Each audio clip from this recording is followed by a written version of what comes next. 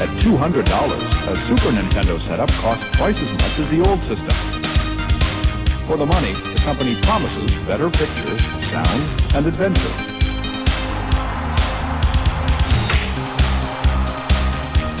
Now you're playing with power, superpower. You're the king, I tell you! The king! Only for Super NES. Only on Super NES.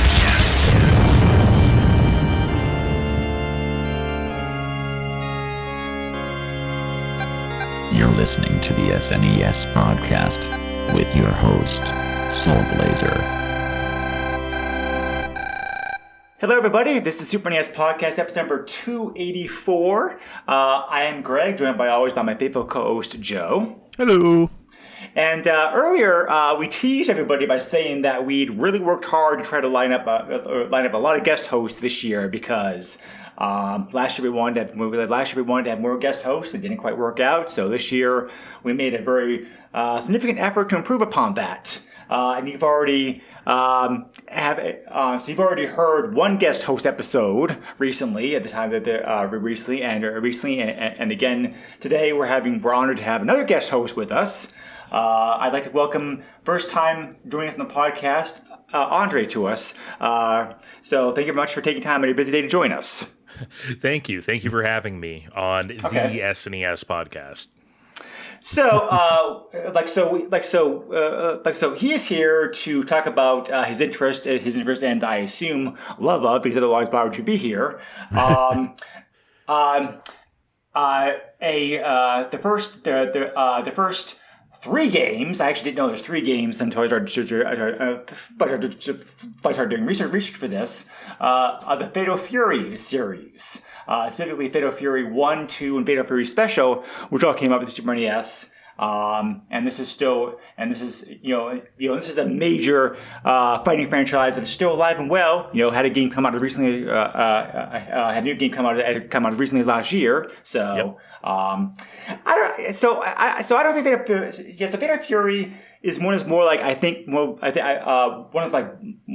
B tier series of fighting games where it's like they don't get the attention that say the Mortal Kombat or Street Fighters do, but there are a very dedicated group of fans playing the games, and I know they're very popular with online tournaments and competitions, that kind of stuff. So there definitely is a very big passionate fan base out there. So we're very glad to have somebody on the podcast who has some experience with these games, because spoiler, Joe and I really did not have too much experience with them coming to this. So why don't you tell us a little bit about yourself, if you don't mind, maybe some of your brief history with Super NES, and how you first got exposed to Fatal Fury games, and why you wanted to come on here to talk about them.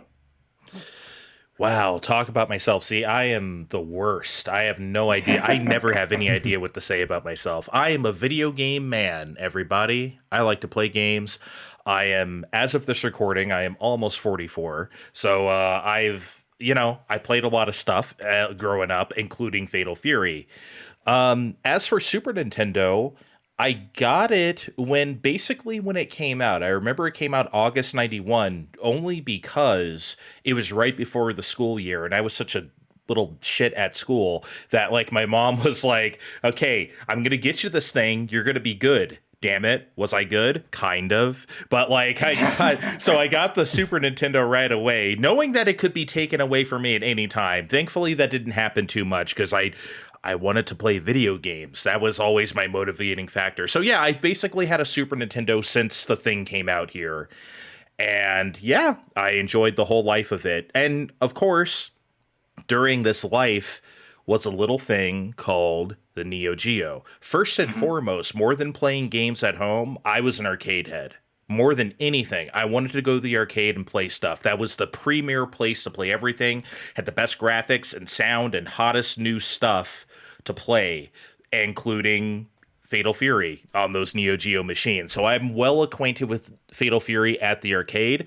I'm not nearly as acquainted with Fatal Fury at home, particularly on Super Nintendo, because logically, why would I, cartridges were expensive, especially arcade ports. You could start paying $60, $70, $80 for these big fighting game arcade games. And it's why would I do that when I could like go to the arcade for 50, 75 cents, $1 and play Fatal Fury Special, right? So it just didn't make any sense to me to play a lesser version at home. Just didn't make any sense. So like I have not really played these SNES ports until recently when I got curious.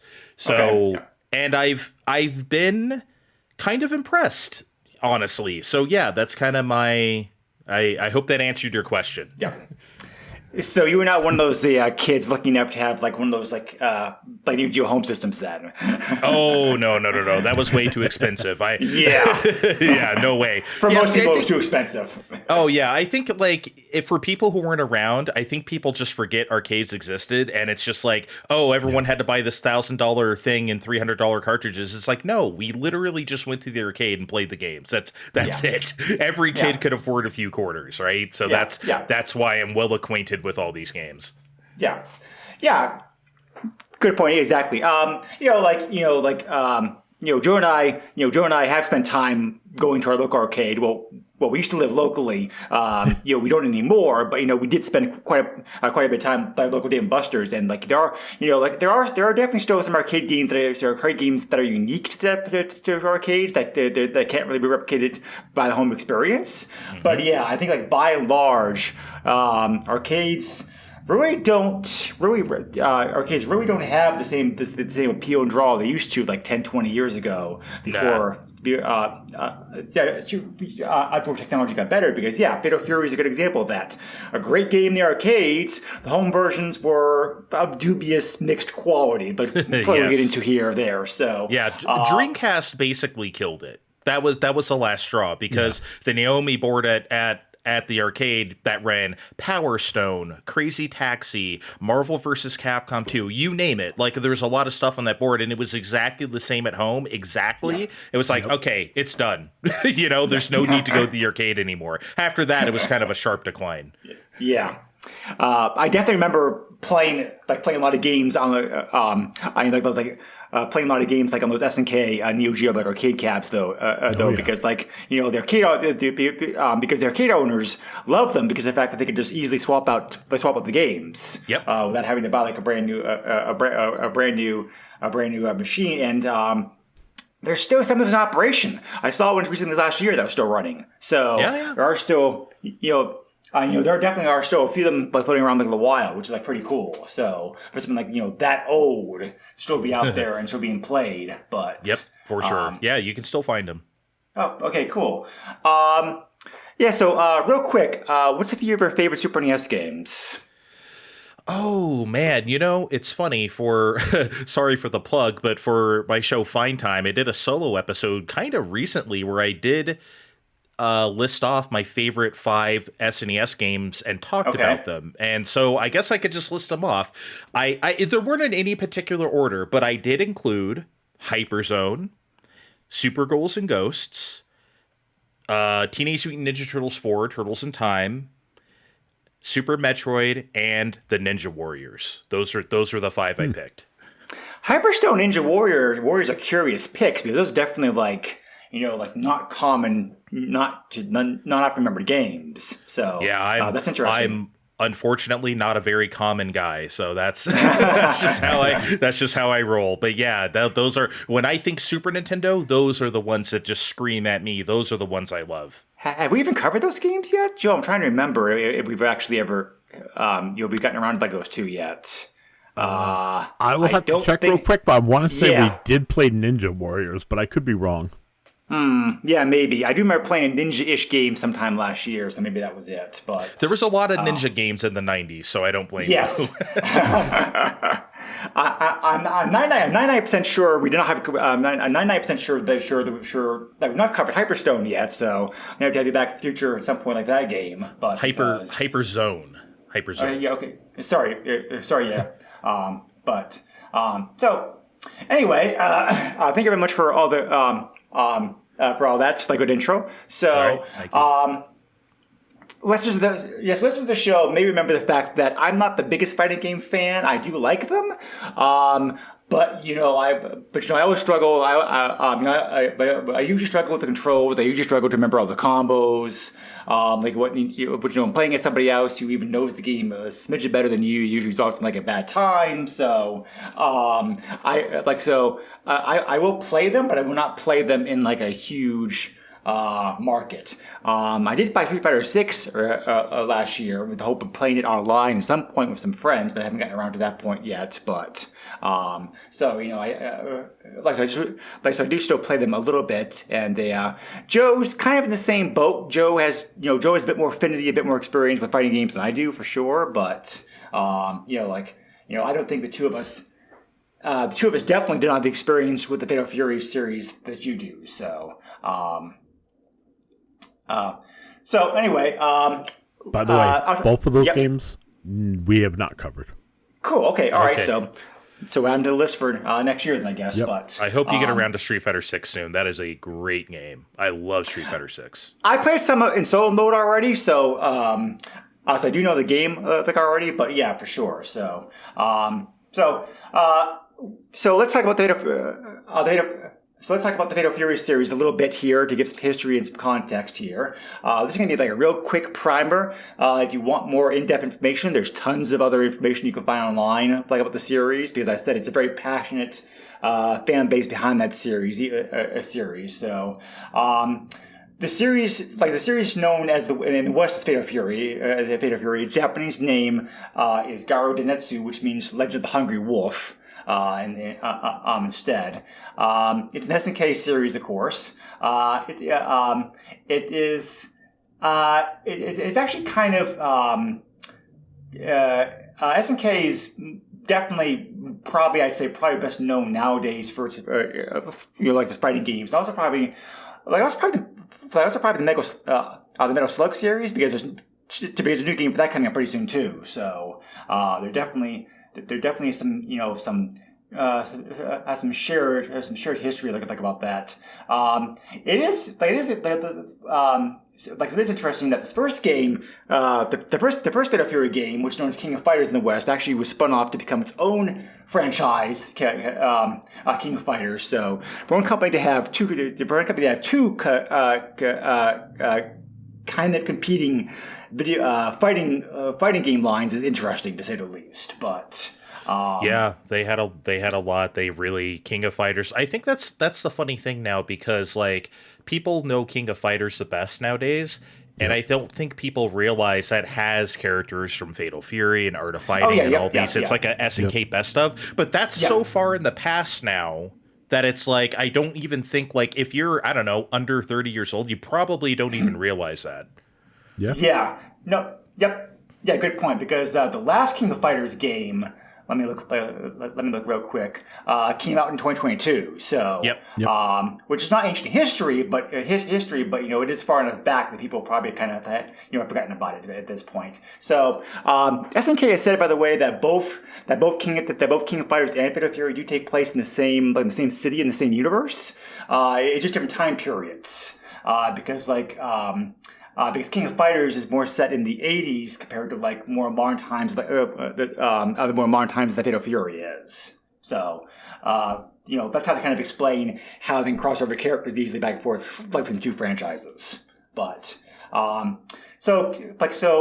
Fury was designed by, trying to butcher the Japanese name here, Takashi Nishiyama, who actually created the original Street Fighter when he was at Capcom. So, sure did. He wanted to, after when he joined SNK, he basically told his bosses, "Hey, I did this over there. I wanted something similar to that, but better. I want to have a storyline. I want to have I want to have more detailed characters. Characters with backgrounds and histories that people can empathize with, and that kind of stuff. So, because he wasn't able to do any of that stuff with the original Street Fighter. So that's how the first game got made. So Sorry. The first game, as I said already, Fatal Fury King of Fighters, which is known in Japan, I'll use its translated name as Hungry Wolf Legend: The Battle of Destiny. Came out in 1991 like the arcades, with home ports following over the next few years. Besides Super NES, eventually got ported to the Neo Geo Home, the Neo Geo CD, the Mega Drive / Genesis, and the X68000, which was a Japanese-only computer system. So obviously that version only came out in Japan. The Neo Geo CD version was Japan and North America only. The other versions all came out worldwide releases as well too. The Super NES version came out in 1992 in Japan, 1993 in North America and Europe. So SNK by that point didn't really have a good relationship like Nintendo for reasons which are way beyond the scope of this podcast. So they farmed out the home ports to different companies. The Super NES version of both 1 and 2 was developed by a company called Takara. We haven't talked about Takara on the podcast yet, so I'll talk about them real quickly. They were a toy company around 1995 to 2006, when they merged with Tomy to become Takara Tomy, which is how they're known as today.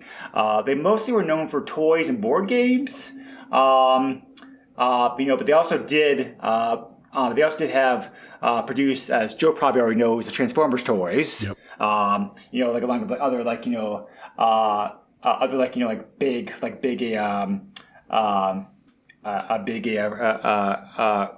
toys for other cartoons as well. Besides their porting of Neo Geo games, they also developed the Battle Arena Toshinen series as well, on their own. So that's of course where I know them. I was kind of early in the PS1's life, the first year or so, the first 9 months, and Toshinden was kind of the reason why I wanted one. So Takara's name was famous to me because of that. Yes, so more of a toy company, not really so much video games, but but like a lot of companies in the time period, they certainly did try their feet in that market to see what they could do with that kind of stuff. So. So I remember playing this game briefly, in the arcades, and being kind of impressed by it. Being an older game, being the first game in the franchise, is of course somewhat limited. Especially but 1991, there really wasn't too much out there in the market yet. Street Fighter 2, I think, came out the same year, if not mistaken. So.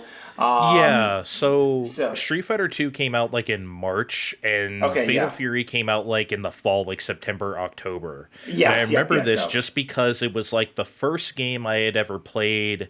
Fatal Fury was the first, because Street Fighter 2 was obviously phenomenon and was all spring and summer and whatever. It was taking over the world. Fatal Fury was the first time I played something else on another system where I was okay, whoa. Other people can do this too. This is going to be a genre, actually. Yeah. The Fatal Fury kind of signaled whoa, this is serious. Yeah, for sure. So the fighting roster in this first game was very limited. They only had 3 characters. 3 characters that you pick from: Terry, Andy, and Joe. Though there were, a bunch of other challengers and bosses, that kind of stuff.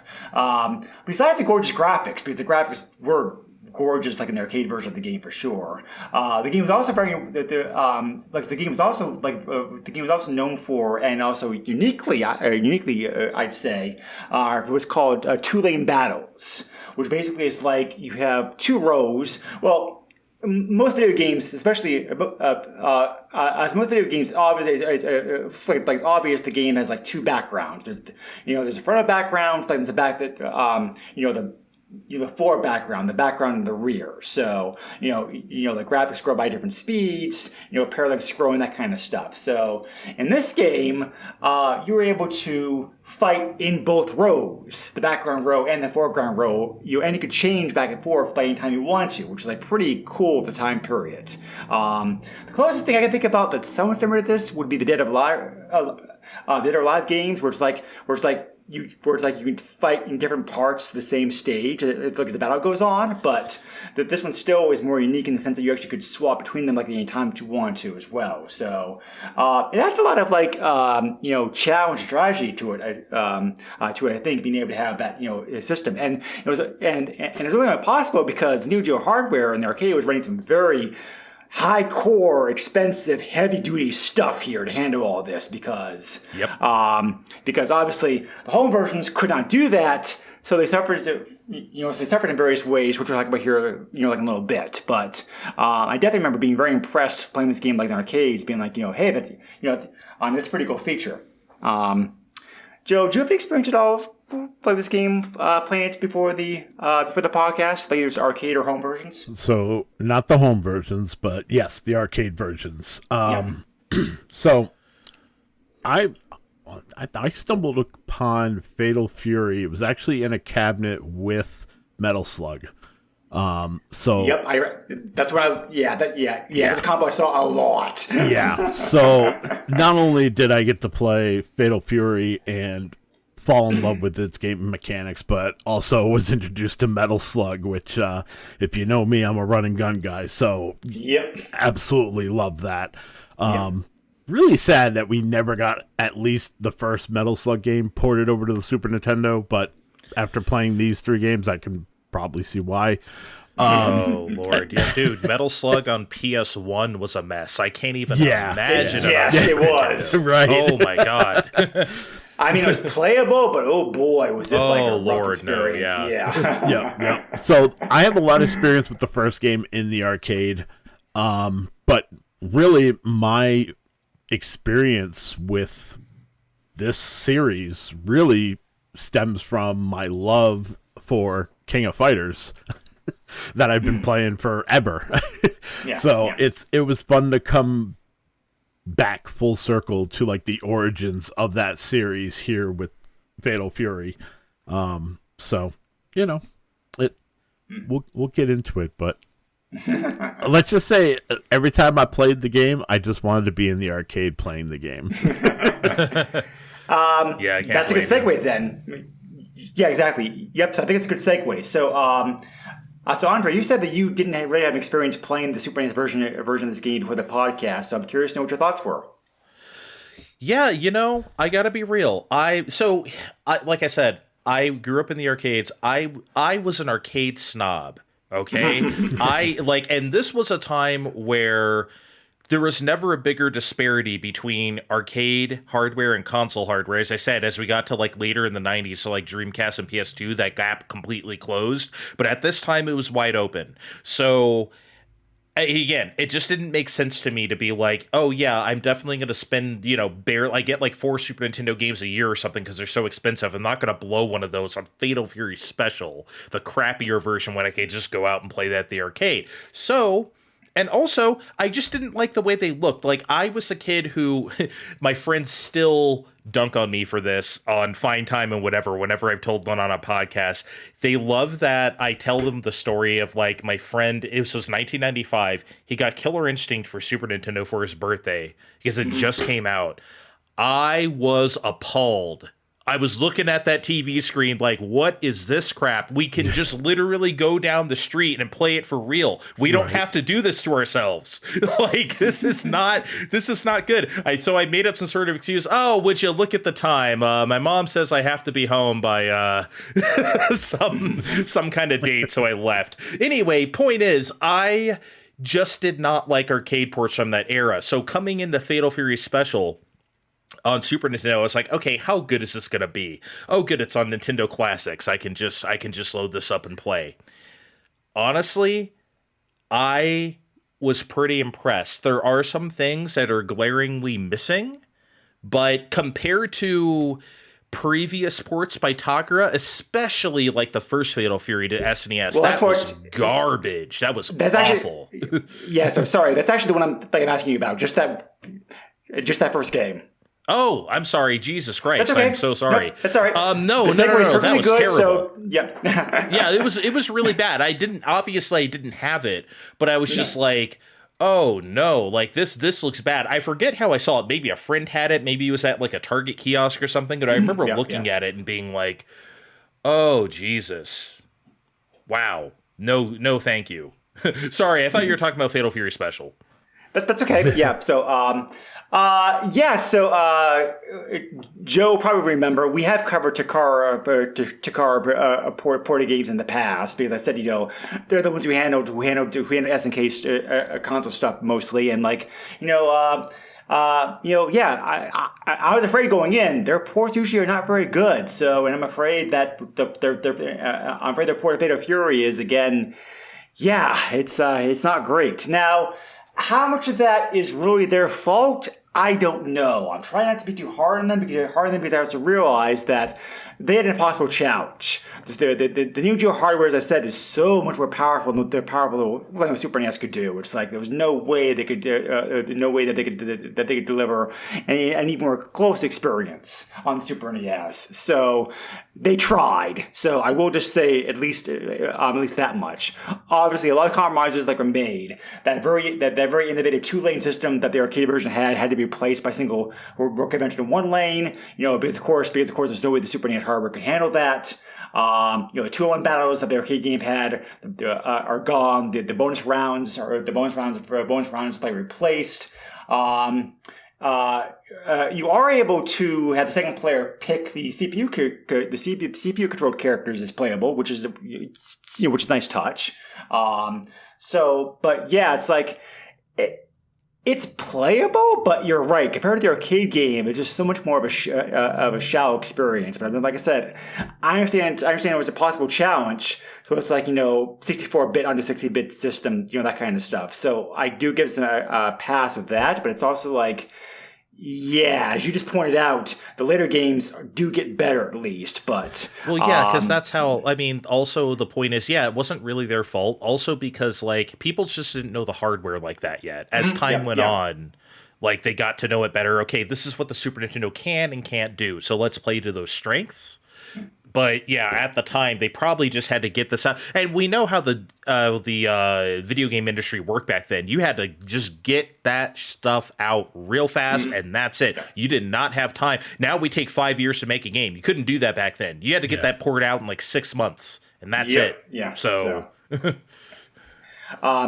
Joe, I know from talking to you off mic that you pretty much share our thoughts as to the quality of this port of the game. Yeah. So, man. There was some promise there. I will say that. I did think that we could get a pretty decent port here. Not the case. I just want to add on to what you were talking about with the versus mode. I think it's actually pretty crappy that only the second player can choose the bosses. I mean, I was the kid who would give my friends the crappy Player 2 controller. I most certainly didn't want the crappy controller, just to play as some bosses. So I was kind of upset that was the only option there. Visually, I think the game looks okay for the Super Nintendo.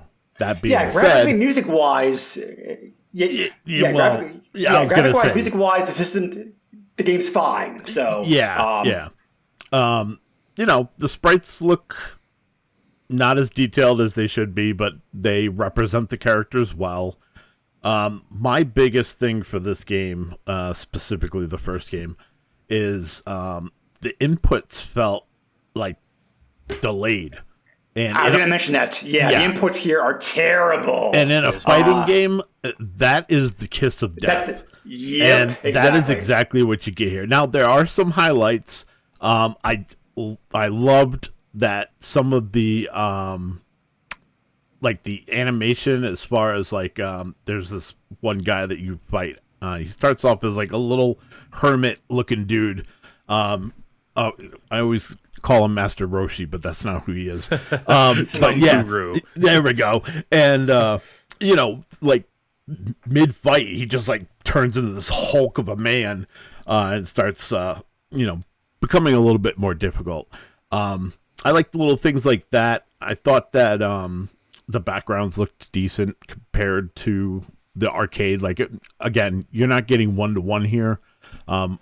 We've all played ports on the Super Nintendo of arcade games. They're never 1-to-1, but they did a decent job here. The biggest thing and the biggest argument that I have for you to stay away from the game is really the controls.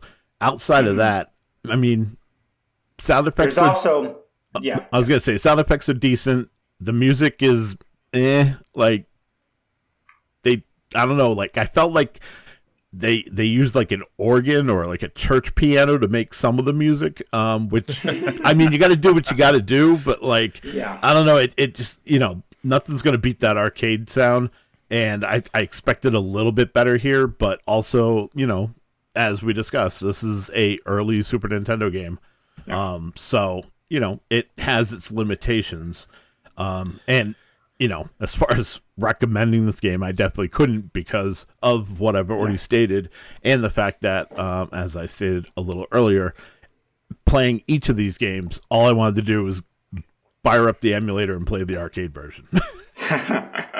Right. Nope, I agree about that exactly. I had one other big complaint with this game, though, besides just the controls. The AI felt extremely difficult, like even harder here than it was like the arcade version. It's like I could not win a fight to save my life. So I couldn't tell if that was the difficulty of the game or the input lag that was causing me to get my butt kicked. It could have been both. Yeah.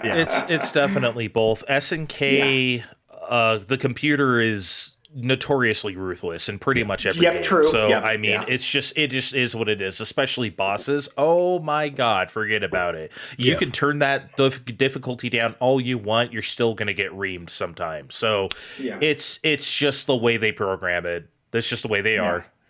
Though I did think it's funny that the ending of this game, it says that Geese falls like 8 stories to his death. But he's still showing up in games today, so clearly he did not die.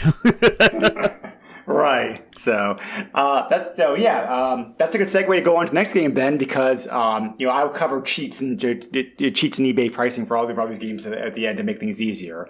Obviously, Fatal Fury was a success like an arcade, so it's like of course eager to make a sequel. About a year later, November 1992, they came out with Fatal Fury 2, which was just called that in the West. In Japan, it was known as Hungry. It's like Japan, it was known as Hungry Wolf Legend 2: The New Battle. It basically does what you expect of a sequel. It just it takes the original formula and just improves upon it. We have some. Like new gameplay.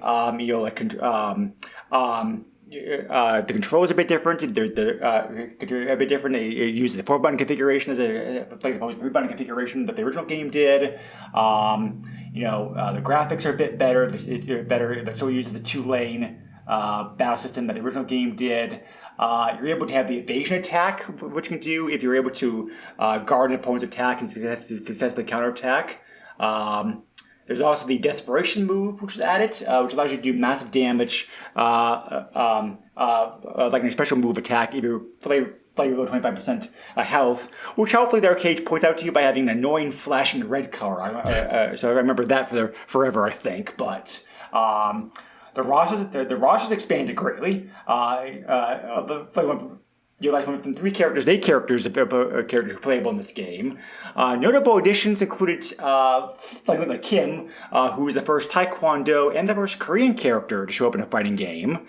And also the introduction of one of SNK's mascots, the very famous Mai, who is well known for obvious reasons.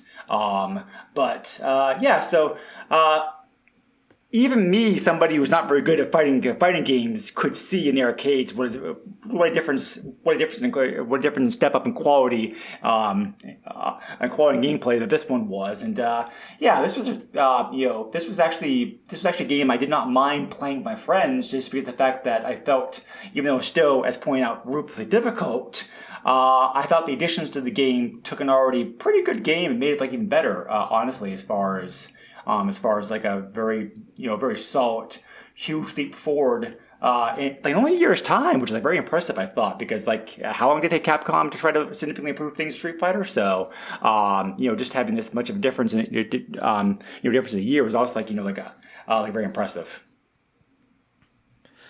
Yeah, this was Fatal Fury 2 was a sensation. The first one came out and it was well liked, obviously, and it was successful. Fatal Fury 2 just blew the doors off of everything. That was the first game that SNK made, to me anyway, where it was like, oh, they can really compete in this fighting game space. Like the other stuff were like good ideas, Art of Fighting, like they had some other stuff too, but Fatal Fury 2 was just incredible for the time. And of course, Mai Shiranui, I mean, like, that was just...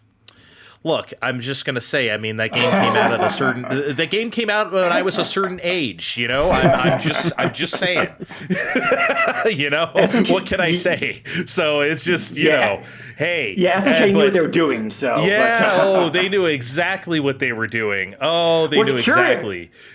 Yeah, so what's curious is that the original plan for her was to have a male character instead, but then somebody said, hey, can we have a female character instead? So like, okay, so, quick sprite change later, and there you go. So yeah, thank God whoever suggested that, they saved my life. It was besides Mai Shiranui, it was just a great game. The backgrounds are insane. I love that Raiden has this sort of heel turn to Big Bear. They changed his name and everything. The backgrounds are crazy. There was a couple characters missing from the first game that do get added back into Fatal Fury Special, but like that, it didn't really matter. The game was just so upgraded. It felt so much better to play. The arcade game, I don't have a whole lot of experience playing this at home, and certainly not on Super Nintendo. The only time I ever played Fatal Fury 2 at home is when I bought the Sega Genesis Mini 2. And they have Fatal Fury 2 on there. So I played it like a little bit on there, but I don't think I've ever played the Super Nintendo version of this. Okay. Joe, I forgot to mention real quick. Popular opinion online, actually, when I do research at this, is that Fatal Fury 1 and 2 were actually worse in Genesis than they were in Super NES. So I believe it. I did not own them. I'm a proud Genesis kid, but I did not own these games for the Genesis, and I don't even think I even tried to rent them because pretty much the same reason why I feared to play these Super Nintendo ports, because it's so good in the arcade. I did not expect it to translate well over to the home console. Well, Fatal Fury 2 got ported even more than the first game did over the next few years. Besides the Super NES and Genesis, the game also obviously came out like for both the Neo Geo Home and Neo Geo CD systems. There was also in Japan an X68000 version. There also was a CD-ROM version of the game running on Windows, again in Japan only.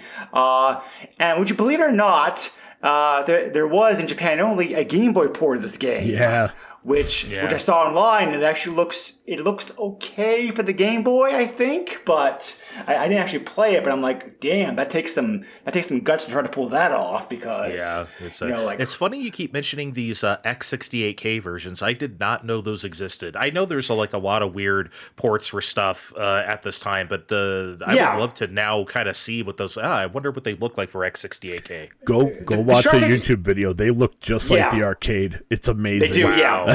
I gotta see it. The Sharp 68000 was a very popular system in Japan for several years. Sure was. There were some Castlevania Rondo of Blood was originally not Rondo of Blood. Castlevania Chronicles was originally a 68,000 game for that system, along with some other well-known franchise games originated there as well too. So it was a very impressive. It was a very impressive computer system, which only got imported to the West in a very limited amount. So I'm a East person. I'm wearing an East shirt right now, actually. So I know about the East versions on X68K is what I'm mostly familiar with. Yeah. Yeah. So Joe, this was also your first time playing Fatal Fury 2 for the Super NES as well, right? Yeah. I'll let you lead off this time. What do you think about this version of the game? Yeah, like the well, first one. obviously it's the sequel, so it's going bigger and better than the first one, and that holds true here with the home port. We get 8 characters that you get to play as, but there's also a code that you can put in so that you can unlock the bosses to be played as. You're stealing my thunder. Yeah. Well, I didn't give away what the code is, so you got that. So that's great because that gives replay value. That's one thing I didn't mention with the first game, is that, with only 3 players, 3 characters that you could choose from, replay value was kind of low there. Here, you got at least a bit of a variety. Obviously, I'm going to harp back on what you guys were talking about. The introduction of May is incredible. She is still one of the main characters I put in my team every time I play King of Fighters. Don't at me. It's just, she's missing her assets in this game. Once the graphics caught up, they made sure that we knew that they were there. Oh yeah. So I would argue that, I think I would argue that, that Mai as a fighter is just as viable as Chun-Li is in Street Fighter. It's like, yes, they're good looking, but they're also good characters to play as. They have a nice wide variety of moves, and to me at least, they're newbie friendly. So, I played her a lot too because I thought that her controls were pretty easy to pick up, compared to some of the other people. So, so it's not just about looks. They're actually, very good characters. She was throwing. If you ever do get DLC for Street Fighter 6, Mai in Street Fighter 6 is insane. The stuff she can do with her fans now is crazy. I've seen it play online. Yes, it's very cool looking. So I was going to say she was throwing fans long before Katana. So But I mean, so this game feels better. I don't think the controls are quite there yet. Like I wouldn't say they're tight, but they're definitely better than they were in the first game. I definitely felt I had more control here. Being able to sidestep was a nice little mechanic that they added. Bringing back the changing of the planes like they did for the arcade game was great. It really felt like you were getting the arcade experience here, whereas with the first one, it really felt like a port. Like it was a downgraded port of the arcade. Here, it at least looks like, and it kind of feels like, they put some effort to make sure you were getting that arcade experience in the home. Fortunately, sound effects and music are still kind of a mixed bag, which, that is what it is. Neo Geo versus the Super Nintendo, there's definitely some limitations there as far as sound goes. And, again, I end this with the same thing I said about the first game. As much as I did like playing this one over the first one, I still just wanted to play the arcade game. Yep, can't help it. That's just how I feel too. Yeah. All good points. So Andre, let's go to you. Sorry. And the desperation moves was a nice concept, but it is. Man, the controls, even though, like I said, the controls are better, but they're not tight. And desperation moves were a prime example of that. I could not get the controls to input correctly to be able to do those desperation moves.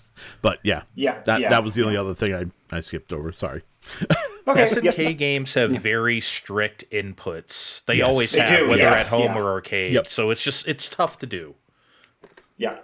Okay, so going to you, what was your impression playing the Super NES version of this game for the first time?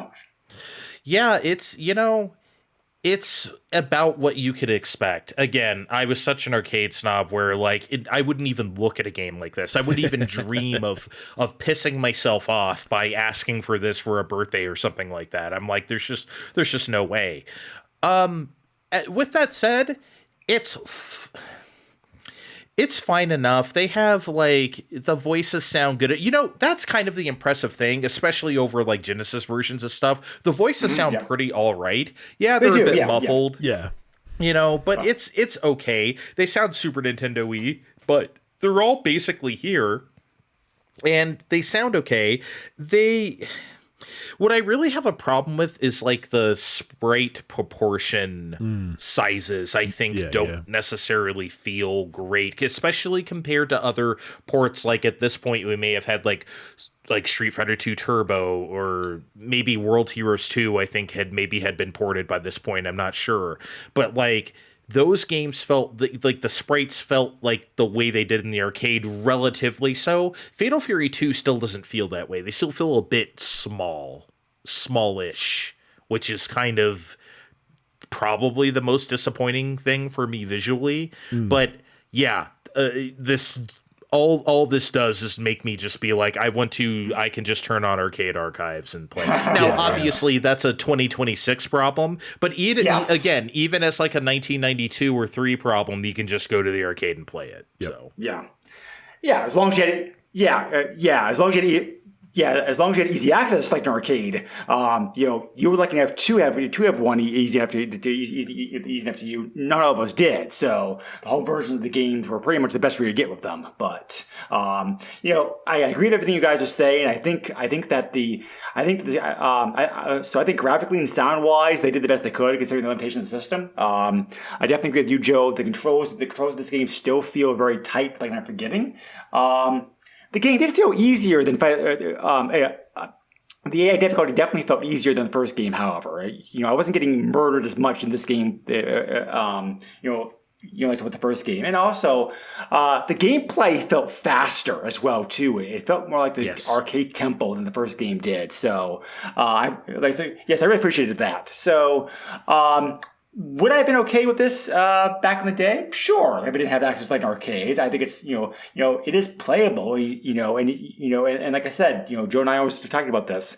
Like we usually only play our games single player. A lot of these games have multiplayer modes, especially fighting games, which are great and in many cases designed for multiplayer modes. And having a friend over to play the game with significantly improves your experience. So when you had this game as a kid, when it came out, you definitely could play a lot of fun with it. But you can't hold a candle like the arcade version, and especially nowadays, as Andre just mentioned, the game is available. Is available to play today. So the first game never came out on the So the first game never came out on the Nintendo Online system for whatever reason. But this game, Fatal Fury 2, and the next one, Fatal Fury Special, is available on there to play. Like you have a Switch. And all these games are also available on the Fatal Fury Battle Archive Volume 1, which came out for the PS2. So if you still have one of those laying around, there was an arcade perfect ports of those games included like that collection as well. So that's how you play those games like nowadays if you want to. So Arcade Archives as well, yeah. Oh yeah, yep, that one too. That was more recent, right? Is that one available on modern systems? Yeah, they're on Switch, PS4, any of the ACA Neo Geo series, yeah. Okay, all right, cool. But then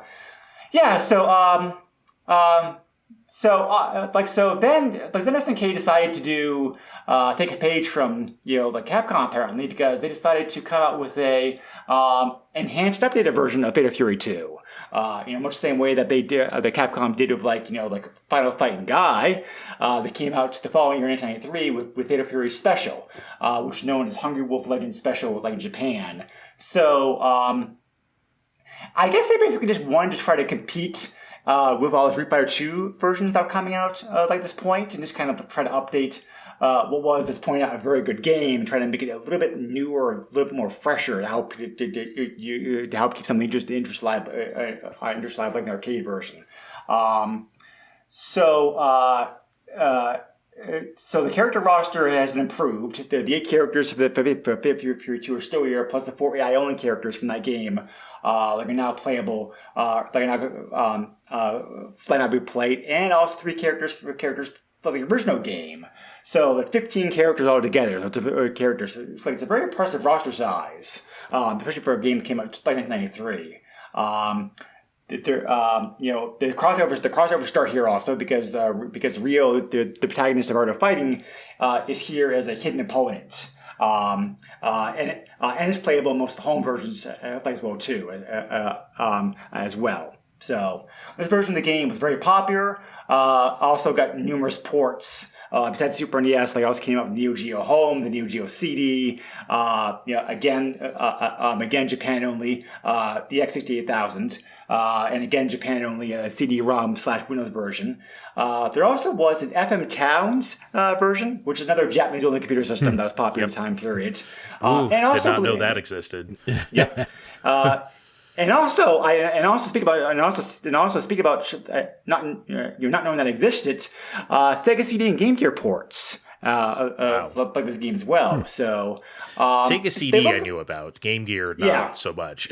They look okay considering the limitations of those systems. I think they're most importantly, Takara did not handle the home ports of this one. Different companies handled it. The various versions. The Super NES version this time was developed by Monolith, which we've already talked about in a previous podcast. So, spoiler, I think it shows. Monolith seemed to have a better handle on Super NES hardware than Takara did, because I think this game's the best of 3 games. As Andre was gushing about before, definitely the best of the 3 games thank you for over Super NES. So, since you were so eager to talk about this previously, why don't you go ahead for us?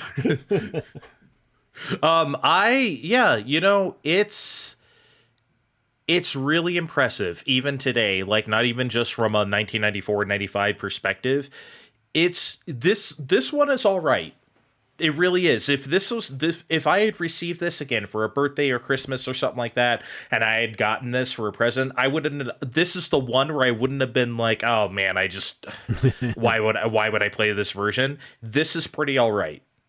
I guess it could use some more modes. I guess, like, arcade ports back then were pretty bare bones. Yeah. So it is what it is. Maybe it could use even just like a training mode. You don't even really have that in this game, like just some basic stuff. Other than that, yeah, it really looks the part. The thing I'm most impressed by with this port is the backgrounds. They really preserve those well.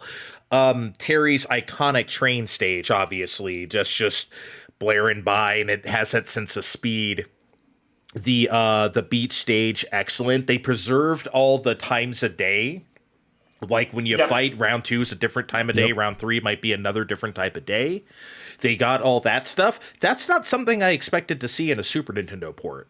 Like they really went the whole mile. They even have the thing from what is it, Jubei stage, where you can jump between the foreground and background and bash through those like kind of screens, those sort of Japanese screens. They even kept that, which was like one of the most impressive things to me at the arcade from Fatal Fury 2 were special. They kept that, and they understood that they had to have stuff like that. They couldn't skimp. So obviously, like I said, the line system, the jumping between the foreground and background you don't have the scaling effect like you do on Neo Geo, because that's kind of hard to do. Yes, the SNES has Mode 7, but if you're using Mode 7, you have to compromise on a lot of other things, and you can't really use it while trying to run a fighting game. So I get why they didn't do it that way. It's really impressive. Like I said, this would be the only one Fatal Fury port that I would not actually be upset about if I had at home at the time. So I actually thought, my first time looking at the picture of this, I actually thought that this game reminds me a lot visually as far as Street Fighter 2. I thought that the size of the sprites, the graphics used, the fonts being used, like for the names, the top and whatever. It seems very Street Fighter 2-ish. I'm not sure if that was on purpose or not, but I'm not sure.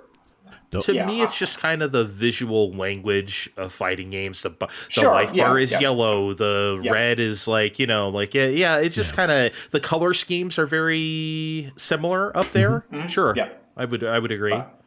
But Joe, what was your take playing this? Well, this one was the best out of the 3.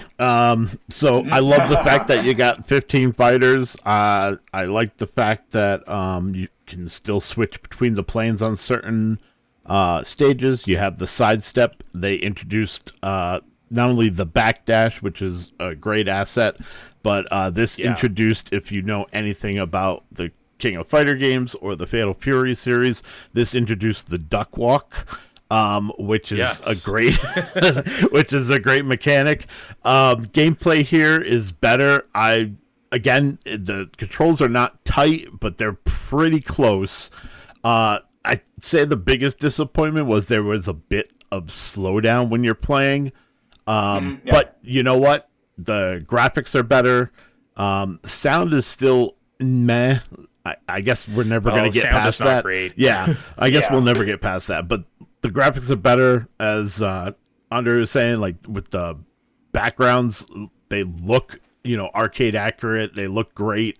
So they went full throttle with this, and they got a win. I mean, this is out of all three, this is the one I would recommend. But much like the other games, this still made me want to play the arcade game. Yeah, I mean, I'll always feel that way as well. Yeah. But it is what it is. So I wouldn't have been upset about this. I forgot about the duck walk. You know how much once I learned how to do that, I was like, wait, I can just kind of creep up to this dude and do rising tackle. Yep. And I'm invincible. Oh my god, their life is over. So. Yep, so I agree with all that. I thought the controls for this one were a little bit better. I still had some issues with the controls, but I thought that all together out of 3 games, this definitely played the best of my hands for sure. So, with the being a later Super NES game, being handled by a different company that really knew how to program the system, graphically they were able to preserve a lot while still making the sacrifices needed to bring this game down to a 16-bit system. So, it's very impressive. I was surprised at the first 2 games.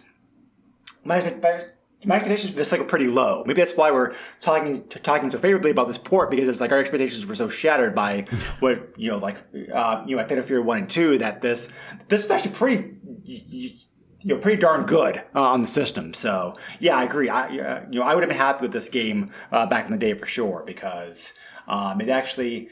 Do I think Street Fighter 2 is a better game overall? To me, yes. I think there are some fighting games I prefer to play over this one, but I think this is still a very solid game. I go so far as even to argue that the arcade version of this game is still pretty playable today, even, because I think it's still a pretty fun, well balanced game with its 100%. Yeah. But to wrap things up here. Fatal Fury did have several more games come out in the following years, in the 90s. However, in 1999, after SNK went bankrupt, their merger, the franchise went dead for a very long time. And honestly, nobody expected a new game in the franchise. So for City of the Wolves to come out out of nowhere last year for PS4, PS5, Xbox Series, and Windows was a shock. So I didn't play the game myself. I have seen it played online, however, though, and overall, it looks pretty good. Is it as good as say Street Fighter 6, like Mortal Kombat 1 and 2? Probably not. But I thought that overall it looked like a very nice modern take on the franchise, and I'm happy. I was happy to see it come back. I think it's fun. I don't like it as much as Street Fighter 6. Or maybe even I probably would say I like Tekken 8 more. I know it's a 3D fighting game, but I think City of the Wolves is pretty good. I do. It's a nice little comeback. It takes after Mark of the Wolves from Neo Geo. So, but Mark of the Wolves is not necessarily like my favorite Fatal Fury. That's kind of the problem. I much prefer what we're talking about today, Fatal Fury Special, or even Real Bout 2 or something, or even Fatal Fury 3. So having a sequel to Mark of the Wolves wasn't necessarily what I want personally. Regardless, though, it's still a lot of fun. Yeah. With both this franchise and also King of Fighters still active, SNK looks like they're trying to get more out there. As I mentioned previously, also they just announced a new Metal Slug game as well. Yep. So they've also been teasing a new Art of Fighting game for forever, for that's at least true. 2 Yes, they years. have. So I hope that comes to fruition. Yeah. So SNK is actually going back to their library and finding things to bring back, unlike other companies we could talk about, Sega, for example. But I'm very pleased to see them do that. So like I said, I'm not the biggest fighting game fan, but I do like seeing them and want them to do well. So watching somebody in competition, a world class player play these games is like it's like an art form. It's like gorgeous to watch because they're so good at it. It's like some of the best matches I've seen online have been like fighting game matches. So. I definitely always am happy to see those and think it's like a very good market for it, like nowadays. Yeah, but I hope they continue to do whatever they're doing well. I think they're going well. I know like City of the Wolves didn't sell the best, and maybe over time it will sell better. The timing of the games released wasn't the best either, unfortunately. So yeah, I think I also hurt things. Yeah, I mean, I agree, but hopefully that can change over time and they can make a success out of it because its first year was pretty rough sales-wise. Yeah. So, again, hopefully that changes. Yeah. So I actually, the characters definitely the franchise like an impression on people for sure. Like for example, we talked about like Mai recently, just a bit ago. I saw a poll done by I want to say it was the Los Angeles Comic Con from last year that she's still one of the top 10 cosplay characters for people to do. Yeah. So, just like it always will be. Yeah. Yep. Yeah. So like the cultural impact of the series is definitely out there. So, if nothing else, the characters at least have made an impression, and also crossovers with SK's other series, King of Fighters. So, for sure, that's always fun to see. But anyway, should the games have been tried with Super NES? You probably could argue maybe not, considering just how much of a downgrade that they had to go with the games. But I think overall, 1 and 2 are passable over the time period. But Special Release was a pretty good port of the game, I thought overall. So, and I think what you guys were saying, that we're all pretty much in agreement as far as that goes. Yeah, I mean, they had to crawl so they could walk, right? So I guess if they didn't do like the first two, Fatal Fury Special wouldn't have been such a good port, maybe. So, and I get it. Look, even if the ports weren't good, I'm sure they sold pretty okay because it's like, oh, wow, we can play this arcade game at home. That's always a selling point in the 80s and 90s, right? Even if the ports weren't good. Like, you could still be like, oh, wow, I could play this on my home console without going outside. So that will always be a draw. So I guess the answer is like, from a business standpoint, sure. From a gameplay standpoint, oh man, I'm not so sure. Especially the first. It's really the first one I have a problem with. The second one, okay, not great, but you could play it. It's really the first one that sucks. Yeah. Yeah, I'm not quite as hard on the first game because I do understand what they were trying to do, but I think most of your points definitely stand as far as that goes. Joe, do you want to add anything about that to wrap things up? No, I mean this is a fun, romp through, the Fatal Fury games, despite that they weren't the best versions of them to play. Like I said, I'm a huge King of Fighters fan, so it's fun to go back and see like the origins of these characters that, are in the franchise that I do like. So, and I don't hate Fatal Fury, but King of Fighters to me is king. So, have you played the newest game? The one that came out in 2022? Yeah. Fatal Fury. No, I have not played the new Fatal Fury. Okay, all right, yeah. No. I've seen it played. It looks great. And at some point, I'll probably pick it up when it's on sale. But as of right now, I have not played it. It's pretty good. I hope it gets a Switch 2 port.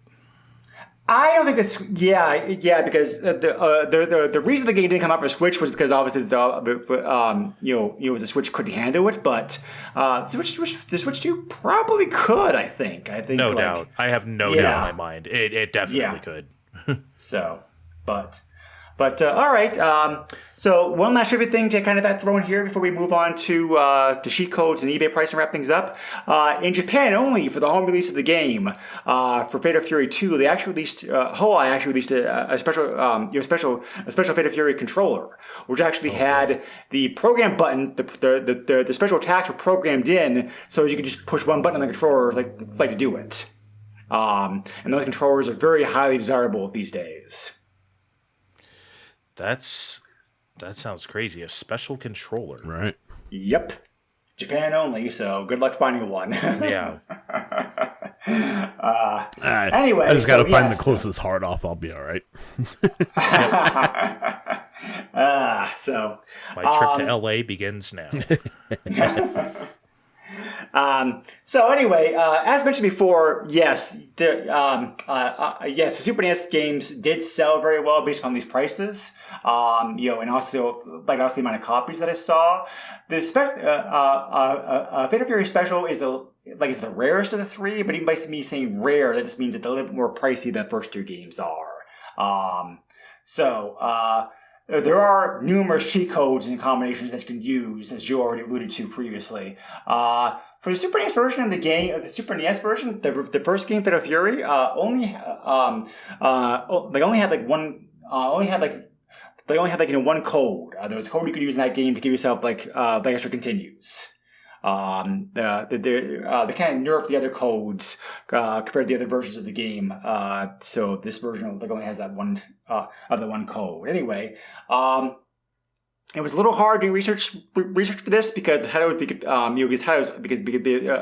obviously the names of the games are somewhat similar. So I sifted through a lot of results and a lot of pages. So I tried to do the best I could on this. My numbers may be a little bit off, but I did endeavor to try to be as correct as possible as I've been doing research on this recently. So there was 35 copies of the original game listed on eBay, 25 copies recently sold. These prices include shipping, and they're all for copies from North America. Not bad pricing for the card version of the game, $16.46, like the going price.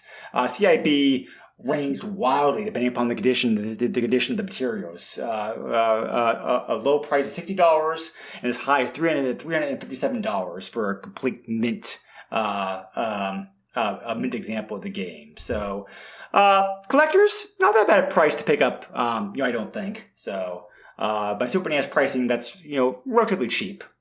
Fatal Fury 2 had one code.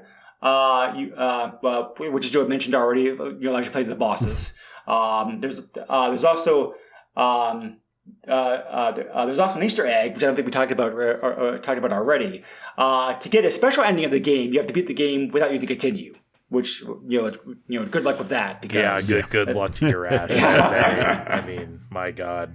No thanks. You may want to just look it up on YouTube instead because that ain't happening. Number of copies available and prices was very similar for number 2 compared to number 1. 32 copies of the game were listed on eBay, 21 copies recently sold. Card examples sold anywhere from $19 to $40, and CIB copies sold anywhere from $42 to $86. So very similar pricing across the board with the first game. So Fatal Fury Special, as mentioned, was a little bit more expensive, probably because the game was more popular and is there even more popular than the first two games, and it's probably a bit more in demand. So there are various codes in this game. There's one code that you play as Rio. There's another code that you like fight against Rio. You're also able to enter. You're also able to see. If you beat the game on the highest difficulty, which again, good luck. You're shown a special extended ending sequence, which includes each character's artwork, and victory quotes. Which again, if you were curious, YouTube's probably the place to go to for that. So. Only 8 copies of this game listed on eBay, with 19 copies of the game that recently sold. So you can find it, but examples are not as common for this one.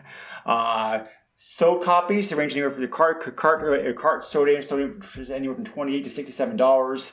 CIB anywhere from $84 to $158. So If you're a collector, the price is not that bad. If you're a gamer likes want to play them, 2 out of 3 of these games, as I said, are available on Nintendo Online, and all the games are available in collections. So I think that's probably the way to go, especially since the collections have the superior arcade versions of the game. But if you're a collector or just have nostalgia for the game or whatever, Super NES car prices are not that bad, overall. Yeah, I'm definitely I am a digital gamer. I've never been a video game collector or buying stuff. I ain't paying $100 for anything that old. Yeah. So sorry, no thanks. Arcade archives for me. Yeah. I was curious. Even the Neo Geo home and Neo Geo CD prices for these games has held up very well over the years. Those are still very expensive. Yep. So right, at least those were expensive to begin with. They were, yes. Well, CD not so much. CD was like not so normal, much, but normal pricing, yes. But that drive, oh boy, that was a terrible drive. Single speed loading, that was not fun. But anyway, as always, want to thank the listeners for listening to the podcast. I very much appreciate it. If you have any questions, comments, suggestions, whatever, feel free to leave my Facebook group, or you can also send me an email directly to the SNES podcast yahoo.com. Joe, how can people contact you if they wish to? Yeah, I have a public Facebook. You can find me on there. Definitely not family friendly. I also have a Twitter account at JOESUX30, and still have plans to stream at some point. So JOESUX69 on Twitter. Twitch, sorry. Twitch, yes. Not Twitter, jeez. That would be interesting. Yeah. If Twitter /X offer streaming, that would be interesting. Yeah, agreed. But yeah, no, I understand that. Real life comes first, or comes first, that kind of stuff. So, also want to thank Andre for joining us again on this episode. As mentioned before, thank you very much for being here. We appreciate it, and we're definitely gonna have you back for. We're definitely gonna have you back if you're interested, like some of the other games you mentioned, because as Joe pointed out, we've not covered them yet. So, yes. What projects do you do also with your free time? Would you like to plug?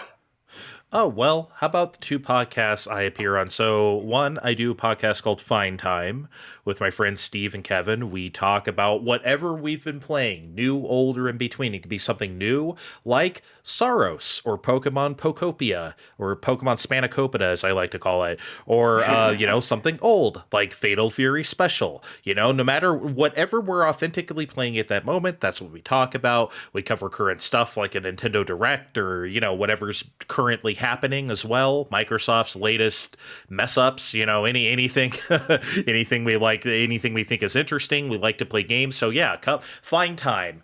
Really fun show. Come have a fine time with us. Also, and the reason why I'm here in the first place, not the only reason, I just like to talk about Fatal Fury, but me and Aaron from Super Ghosts, we do a show called Neo Geo Go. The premise of that show is that we're covering the entire Neo Geo library in chronological order, 20 minutes or less. That's it. That's the max time for each episode. Oftentimes, you don't even get to that 20 minutes. So that's what we do. We're covering the whole discography quickly. And yeah, that's been a lot of fun as well. And yes, we have done at this point, we've done the original Fatal Fury, of course, 2, Special, and 3 at this point. So yeah, but those will air as time goes on. Interesting. Okay. Yeah. Yep. Thank you very much for plugging those. Be sure to check them out. Again, thank you very much for joining us today. We very much appreciate it. Thank you. All right. Thank you. And next time on the podcast, as mentioned previously, Joe and I are going to be covering speaking about crossovers. We're going to be covering covering a very different crossover game for the Super NES, RoboCop vs. Terminator, which was originally, as Joe reminded me, like a comic book before becoming like a video game. So I've not read the comic book. Maybe I should try to see if I can get some copies online and check it out. Yeah, I could definitely send you a link. Oh, please do. Yes, look forward to that next time. Thank you again, everybody, for listening to us. Stay safe, everyone. Be well. Catch you again all next time. Later. Bye. See ya. Nintendo controls 80% of the video market. But no matter how you play the game, or which game you play, things definitely have come a long way since Pac-Man. Now you're playing with power. Super power.